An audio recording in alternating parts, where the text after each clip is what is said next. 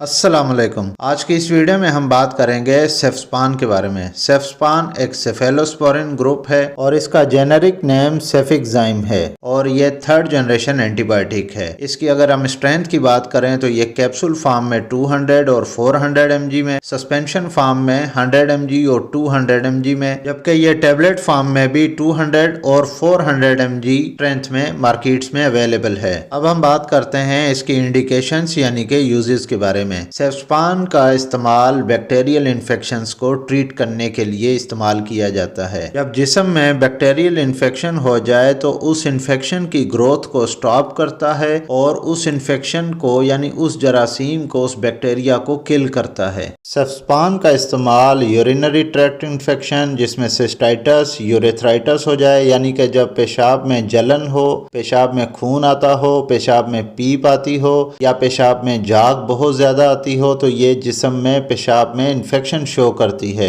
और सेफ्स्पान का इस्तेमाल साइनोसाइटिस में, ओटाइटिस मीडिया यानी कि कानों के पर्दे जिसमें सोजिश हो जाती है, upper respiratory tract infection, lower respiratory tract infection यानी कि जब चेस्ट में बहुत ज्यादा इन्फेक्शन हो जिसमें नमूनिया बहुत ज्यादा आम होता है, और ऐसे पेशेंट्स जिनको टाइफाइड हो जाए, मेनिंजाइटिस जिसमें दिमाग के पर्दों में सोजन हो जाती है, एच पाइलोरी इन्फेक्शन में और स्किन इन्फेक्शंस में इस्तेमाल किया जाता है। इसके अलावा सेफ्स्पान कैप्सूल का इस्तेमाल किसी भी सर्जरी के बाद यानी कि पोस्ट ऑपरेटिव केसेस में इस्तेमाल करवाया जाता है ताकि जख्म खराब ना हो जाए, और अक्सर जख्म खराब होने की वजह से टांकों में पीप पड़ जाती है जो कि जख्मों को खराब कर देते हैं। तो इन्फेक्शन से बचाने के लिए, जख्म को खुश्क करने के लिए सेफ्स्पान कैप्सूल का इस्तेमाल किया जाता है। अब हम बात करते हैं सेफ्स्पान कैप्सूल के डोजेज के बारे में। सेफ्स्पान कैप्सूल का इस्तेमाल एडल्ट्स यानी कि बालिग अफराद में किया जाता है। बच्चों के लिए सिरप इस्तेमाल किए जाते हैं। सेफ्स्पान कैप्सूल का डोज डिपेंड करता है पेशेंट की कंडीशन पे और सेवेरिटी ऑफ डिजीज पे। जनरली 400 mg यानी कि 400 मिलीग्राम एक कैप्सूल दिन में एक बार इस्तेमाल किया जाता है। अगर कैप्सूल 400 मिलीग्राम की स्ट्रेंथ में है तो दिन में एक बार इस्तेमाल होगा, और अगर कैप्सूल 200 मिलीग्राम की स्ट्रेंथ में है तो दिन में 2 बार इस्तेमाल किया जाता है। अगर इन्फेक्शन की शिद्दत इंतहाई कम हो,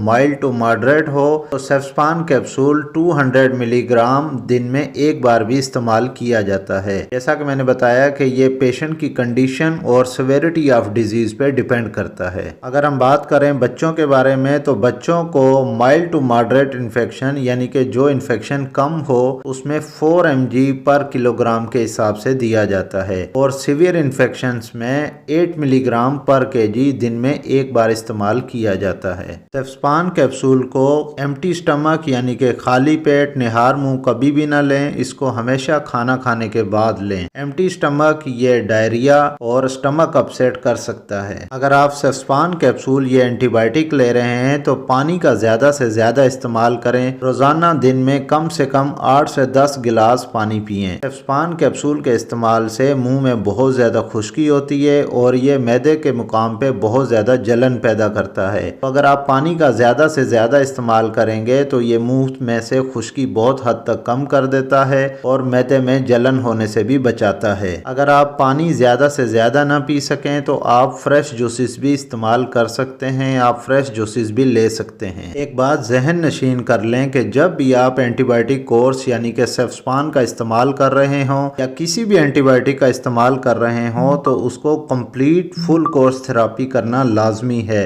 अक्सर लोग जब एंटीबायोटिक कोर्स स्टार्ट करते हैं तो 1 से 2 दिन में ही बेहतरी महसूस करना शुरू करते हैं, तो वो एंटीबायोटिक का इस्तेमाल 1 से 2 दिन इस्तेमाल करने के बाद छोड़ देते हैं। इन्फेक्शन तो खत्म हो जाता है लेकिन जब दोबारा इन्फेक्शन होता है तो वो सीवियर होता है, यानी कि वो उस इन्फेक्शन की शिद्दत पहले से ज्यादा होती है। तो ये गलती कभी भी ना करें कि अगर आप एंटीबायोटिक कोर्स स्टार्ट कर चुके हैं तो आप उसको दरमियान में छोड़ दें, यानी कि उसको इनकम्प्लीट कोर्स छोड़ दें। एंटीबायोटिक जब भी आप स्टार्ट करें तो उसको मुकम्मल डोज लें, उसका कोर्स थेरेपी फुल कोर्स करें, यानी कि उस कोर्स को मुकम्मल करें। अक्सर लोग यही गलती कर रहे होते हैं कि एंटीबायोटिक कोर्स को इनकम्प्लीट छोड़ देते हैं। इनकम्प्लीट छोड़ने का नुकसान जिस्म में दोबारा इन्फेक्शन सीवियर होता है और उस एंटीबायोटिक की भी रेजिस्टेंस हो जाती है, यानी कि वो एंटीबायोटिक जिस्म में काम करना छोड़ देती है। तो इसीलिए आप अगर कोई भी एंटीबायोटिक इस्तेमाल कर रहे हैं, आप किसी भी एंटीबायोटिक की थेरेपी कोर्स ले रहे हैं, तो वो फुल कोर्स थेरेपी लेना चाहिए, उस डोज को मुकम्मल करना चाहिए। अब हम बात करते हैं कि सेफ्सपान कैप्सूल को प्रेगनेंसी में इस्तेमाल कर सकते हैं या नहीं। सेफ्सपान कैप्सूल को प्रेगनेंसी में इस्तेमाल कर सकते हैं। फर्स्ट ट्राइमेस्टर, सेकंड ट्राइमेस्टर और थर्ड ट्राइमेस्टर यानी कि हमल के पहले महीने से लेकर 9वें महीने तक ये सेफ है। ये बच्चे को किसी भी किस्म का नुकसान नहीं पहुंचाती और माँ में किसी भी किस्म का नुकसान नहीं होता। प्रेगनेंसी में किसी भी मेडिसिन को इस्तेमाल करने से पहले उसकी कैटेगरी पढ़ी जाती है कि